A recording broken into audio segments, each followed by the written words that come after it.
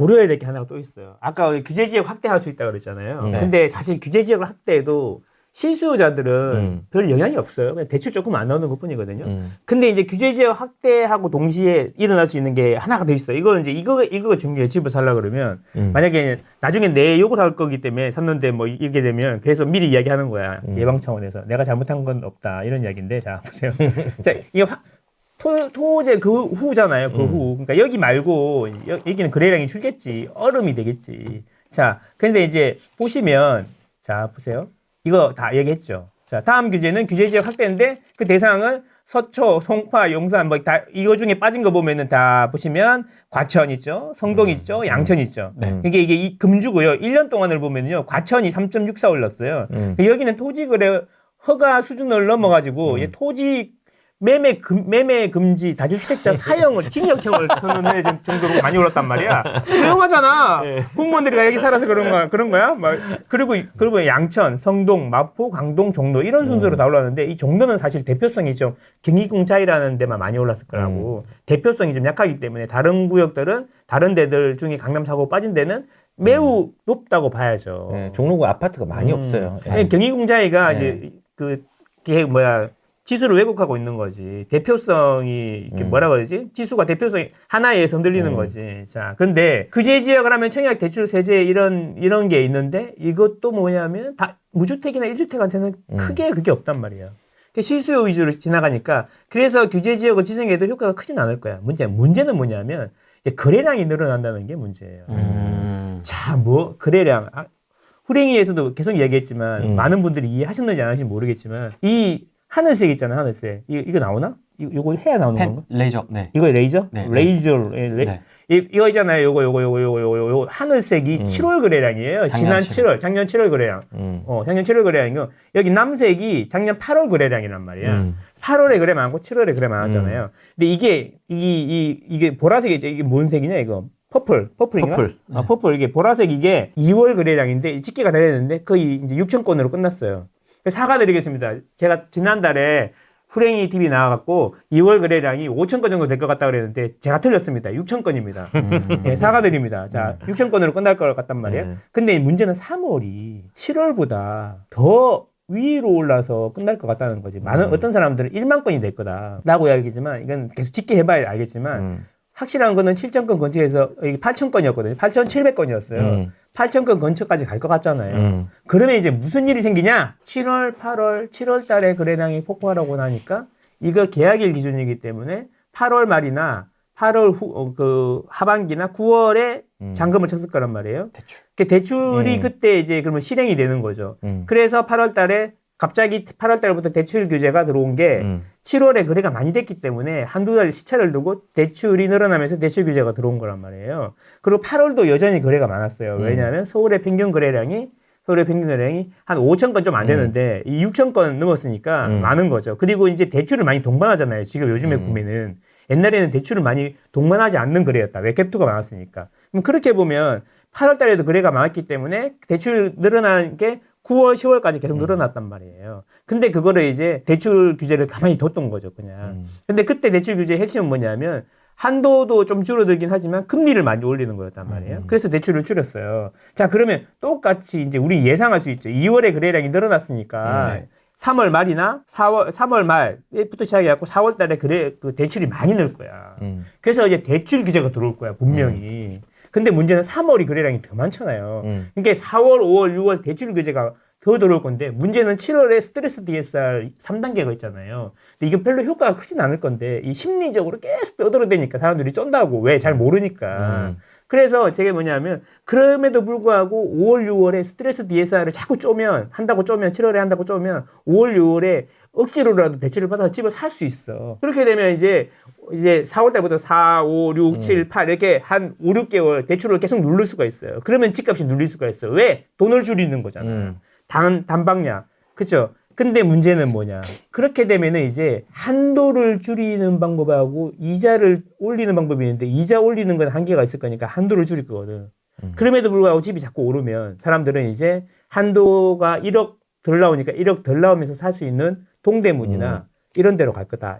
동대문, 서대문 이런 데로 동동동동 열어야죠. 자연스럽게. 그렇죠. 자연스럽게 그렇죠. 집이 계속 오른다면 이렇게 될 거라는 이야기죠. 근데 집은 오를 것 같잖아. 서울은 공급이 부족하잖아요. 맞아요. 시차의 문제이지. 자, 그러면 그래서 내가 이제 해봤어. 이게 뭐냐면 서울의 월별 대출 증가량이에요. 그러면 여기 제일 많이 오를 때 있잖아요. 이때 보면 제일 많이 여기 터졌잖아. 그죠? 터졌잖아. 그죠? 이게 뭐냐면 이게 최근을 이렇게 보잖아요. 최근을 보면 이때가 보면 대출이 확 줄고 있잖아요. 여기에. 네. 그럼 가격이 훅 빠지잖아요. 그죠? 근데 문제는 여기는 이자도 같이 올라갔다는 거죠. 그죠? 그래서 훅 빠졌는데 자세히 보시면 그림이 똑같아. 싹 늘어나다가 줄어드니까 싹 올라가다가 떨어지고. 이걸 붙여보면 이렇게 돼요. 똑같지 않아요? 모양이? 근데 신기한 게 있어요. 최근에 있잖아요. 대출이 줄었거든요. 근데 이게 버틴단 말이에요. 이게. 플랫하게. 플랫하게 가잖아요. 플랫하게. 그래서 내가 생각하기에 대출의 내성이 점점 강해지고 있다. 대출의 내성. 이런 생각이 드는 거예요. 왜 그러냐면 이자가 내려갔기 때문이다. 할만하다. 그렇지. 이자가 올라가긴 했지만 버틸만 하다. 보합이 된 거네, 어떻게 보면. 그렇죠. 그렇죠. 이런 느낌이 드는 거예요. 그러니까 이 대출 규제가 어차피 금리를 계속 올릴 수는 없고 금리의 방향도 정해졌잖아. 그걸 2년 전부터 얘기했잖아. 방향은 정해졌으니까 내려갈 거 아닙니까?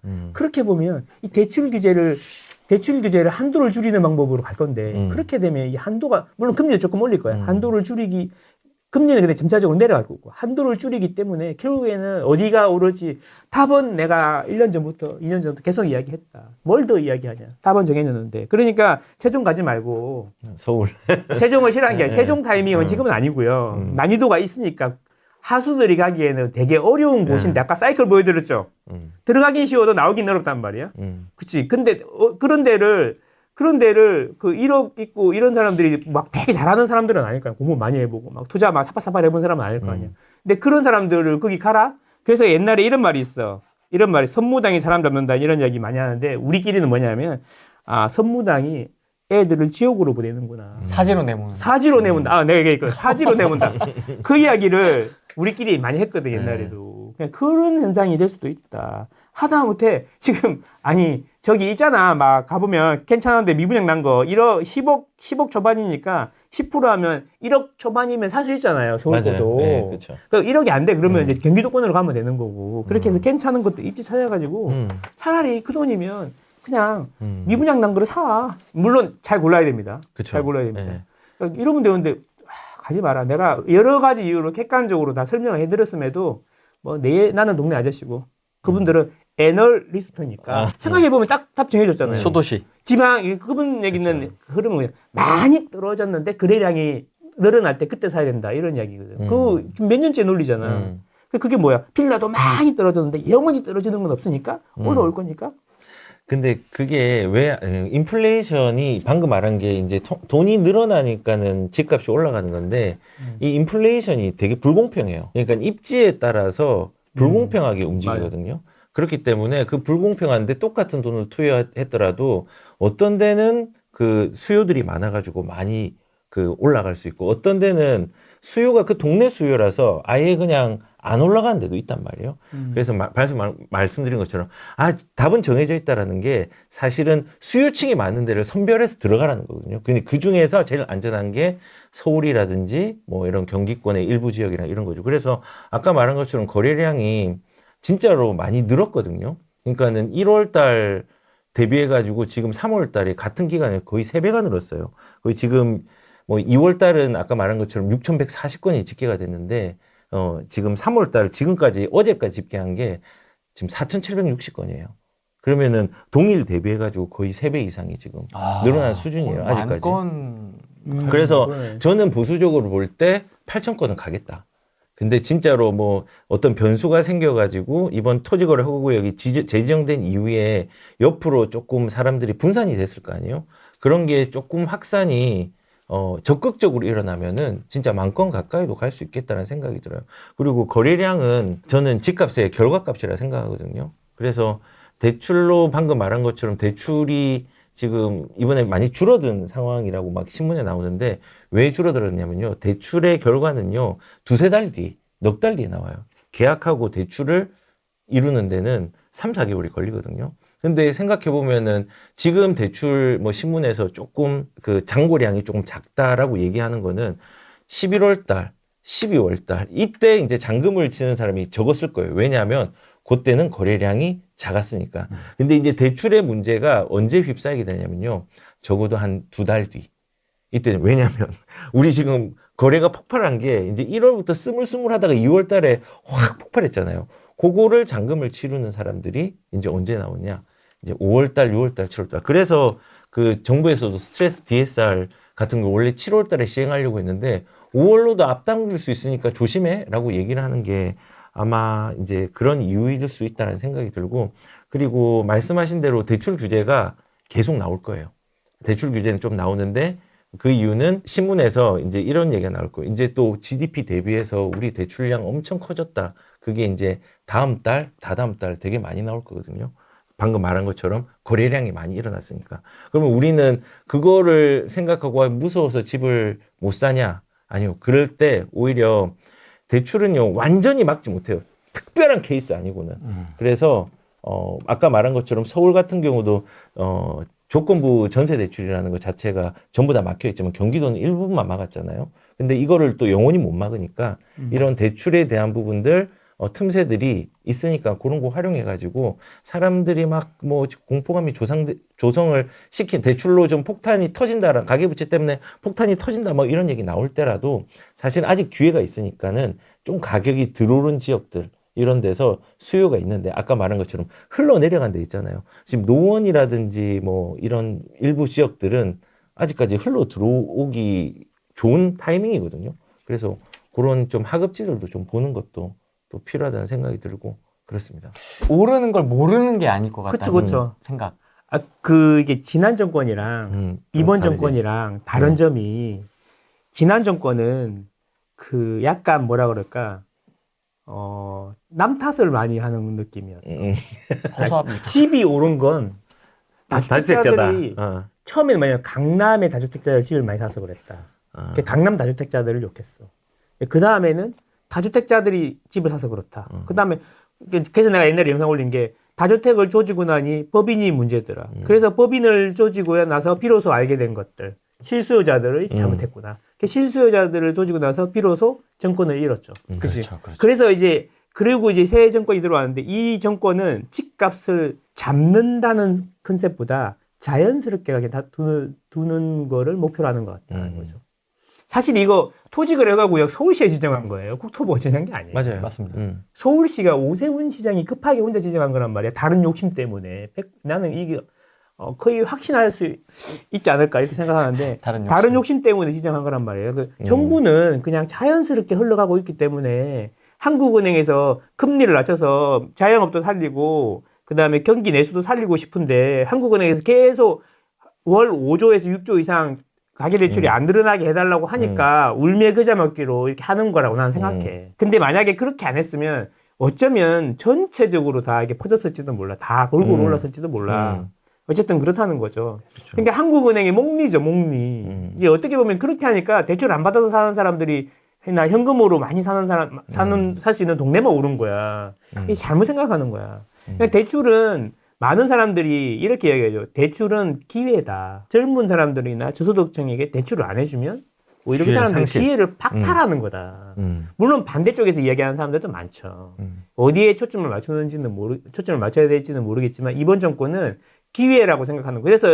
그래서 무주택이나 청년들에 대해서는 대출을 적극적으로 해주잖아요. 그렇다는 거죠. 그래서 제 생각인데 이번 정부는 문제는 이제 이거죠. 그러면 선생님 알겠어요. 지금 집을 사고 싶은데 대출 받아 사야 되는데 정부가 대출 규제하면 대출 안 나오는 거 아닙니까?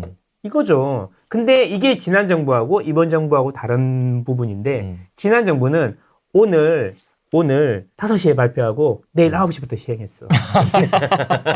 대출 규제를. 난리가 났어. 대출 규제를. 근데 이번 정부는 은행 자율적으로 하라고 계속 이야기해. 왜냐하면 이게 뭐냐면 지난 정권처럼 하면 뭐가 문제가 되냐면은 내일 대출 딱 받으려고 그랬는데 딱 바뀌잖아요. 그러면 모든 은행이 싹 다 막혀요. 그래서 발 동동 구르고 막 사태질하고 욕하면 뭐라 그러냐면 그러면 계약서 이전에 쓴 사람은 혹시 해줄지도 몰라. 이렇게 나왔단 말이야. 트럼프식이었어 완전. 확 몰아붙여놓고 죽겠어요. 말 들을게요. 그러면 그래? 약간 이런 느낌으로. 근데 이번 정부는 뭐냐? 정부는 이렇게 한다는 거죠. 금감원에서 이렇게 하는 게 좋겠어. 은행에서 알아서 잘 해봐. 알잘딱알센 알아서 잘 딱 깔끔하고 센스 있게 이렇게 해. 딱 이렇게 했는데 그러면 우리 농협하고 우리가 제일 농협이 제일 먼저 딱 바꾸잖아. 그러면 제일 마지막에 국민하고 신한이 바꾸잖아. 그러니까 이게 구멍이 있잖아 이렇게. 그러니까 제 이야기는 대출 규제가 나올 건데 그 한도 규제 위주로 갈 거다라고 보면 이제 이렇게 생각해야 되는 거죠. 내가 지금 대출을 받아 사면 계약서가 지금 있으면 대출 계약서 기준으로 해주던가 아니면은 은행이 여러 개가 있잖아요. 자, 이거는 알고 있으면 좋아요. 자, 처음에는 5대 은행이 먼저 움직여요. 5대 은행 중에도 친정부적인 농협이 제일 먼저 움직이고 이런 순서로 움직이고 제일 마지막에 하나은행이나 SC제일은행이 하죠. 제일 완만하게 하죠. 그 다음에는 구멍이 어디가 나 있냐면 보험사나 아니면 지방은행들이 기다리고 있어요. 그래서 얘네들이 끝나고 얘네들이 물 들어와야지. 우리도 대출 했으니까 클로징 하는 거죠. 그다음 이제 얘네들 끝나고 나면 어디예요? 이제 우리의 친구들 있잖아요. MG, 새마을금고라든지 이제 이런 쪽에 제2금융권으로 넘어가잖아요. 이제 여기는 이제 그 금감원이 관리하는 게 아니고 재경부에서 관리하나? 재경부에서 관리할 거야 아마. 네, 그렇단 말이야. 그러니까 컨트롤 타워가 달라. 그리고 제일 마지막에 저축은행이나 P2P로 가는 거잖아. 이런 식으로 탁탁탁 단계적으로 진행되고 그 사이에 또 사업자 대출이라는 또 영역이 또 있단 말이야. 그러니까 나는 대출을 못 받아서 집을 못 사는 사람은 한 번도 못 봤어. 대출을 어떻게든 할 수 있죠. 맞아요. 그러니까 이번 정부는 옛날처럼 그렇게 오픈런 하게 되고 딱 5시에 발표하고 그 다음날 9시부터 시행하고 이렇게는 안 하는 것 같다라니까. 그러니까 다 방법은 다 있다라는 거죠. 너무 불안해할 필요는 없다라는 거죠. 내가 이게 자꾸 부추기는 것 같은데, 뭐 동의하면 하시면 되고 동의 안 하시면 안 하면 되는데 문제는 이미 계약을 했고 대출을 실행하려고 그랬는데 중간에 들어오면 어떡하나 이런 고민을 하시는 분들은 그게 밤잠을 못 자요.